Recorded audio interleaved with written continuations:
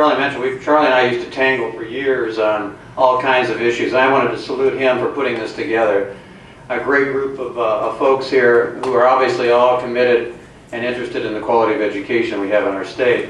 My perspective is colored a bit by just a couple of things I want to relate to you. One is that when I ran for governor, one of the things I noticed in 2002 was the incredible disparity in income levels and quality of life that exists in our state. We always pride ourselves as a state that while we're spread throughout the state, we're sort of all Lake Wobegon. We're all above average wherever we are. And one of the things that really was an eye-opener to me was I visited all the counties in the state was the tremendous disparity in the opportunities that exist in our state depending upon where you live. And nowhere is that any greater than in terms of the quality of education. And to me that's a devastating indictment of our state because if you know about the history of Iowa, you know our earliest founders were committed to the notion of having access to education throughout our state regardless of where you live. In fact, they enshrined it in our Constitution. I actually argued a case in the Iowa Supreme Court here just a couple of months ago, asking them whether or not that means anything, and we're going to find out here hopefully relatively soon. But we've always prided on ourselves since the time we put a one-room schoolhouse in every township that no matter where you live in Iowa, you ought to have access to a quality of education because it's a key to future economic opportunities and the civic growth of our state.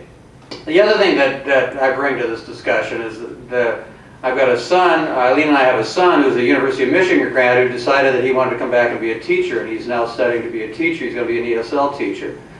And as I visit with him about his experiences in teacher education, it's quite an eye-opening experience.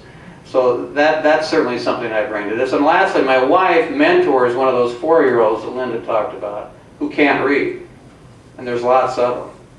And it is absolutely devastating what their future opportunities are if no one touches them and intervenes to make certain that they can read before they move on. And so I want to salute Linda and the governor for raising this issue and bringing it to our attention, and Charlie for helping bring this conference, because if we truly don't do something about intervention with kids who can't read by the time they get to 3rd grade, we're basically resigning them to a life that is going to be second class. And we Iowans have always prided ourselves on the fact that we want opportunity for everyone, and we have to face that fact. Now, why has this occurred in a state like ours?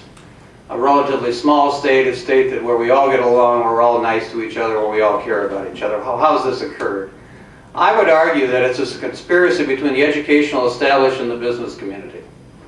Now, the business community that has never had to get involved in education policy making in any real way.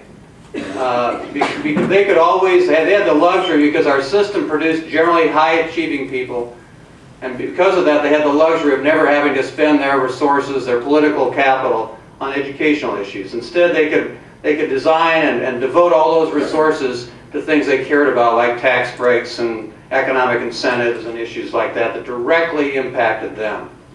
So they've not gotten involved. And to this day, regardless of the fine foundation which Tom put together, I was the chief of staff at the time, was an excellent thing. And with the work the business councils attempted to do, to this day, our business community is not activated and involved in getting involved in education reform in Iowa, and it's a tragedy. And we're not going to solve the problem until they. The other problem is the educational community, the establishment itself. Back in 1986, I was chief of staff to the governor. In the middle of the farm crisis, Governor Branstad decided he wanted to put $100 million into education reform. And we worked with the educational community at that time to try to implement that in a way that would achieve reform. Today, there's not a semblance of anything we did that remains. Not one speck of anything we did that remains. Because over time, the educational establishment picked away at it and destroyed it. Why? Because they don't want anybody touching their little playpen either. And they are the greatest, in public life, there is no greater group that's more resistant to change in our state than the people that are involved in the educational establishment. No one. Yet they're the people that are touching and see our kids every day, and they know those 4th graders can't read. It's time to be outraged by that. It's time for us to do something about that. Now, I'm glad to see at the national level some of that's starting to occur. If you look at the most recent pronouncements of the NEA, they're talking about the need to change the way we compensate and review and evaluate our teachers and the way we teach our kids. They're starting to lead the way in education reform. Now, Tom, I don't think it's just about money.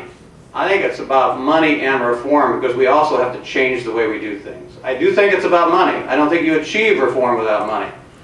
And I thought it was too bad the governor pulled back on his teacher evaluation component, because I think we need that. If we don't change the way we compensate the people that educate our kids in ways that reward them and reward the best for what they deserve, why in the world wouldn't it be appropriate to pay one of our best teachers, some of our best teachers, over $100,000 when we pay the top CEOs in our country $5 million? I submit to you those teachers have more impact on people's lives, I suspect, than those CEOs do, and we ought to pay them appropriately. But we never will if we just lock into sort of a seniority and credentials-based system that we have today. We'll never do that. And we'll never give them what they deserve. So we need reform in how we approach education, and we need money to fund it. If we have one without the other, it won't work. We need both. And so I would encourage you all, to the extent you know folks in the educational establishment and in the business community, to encourage them to provide the money and the impetus for reform.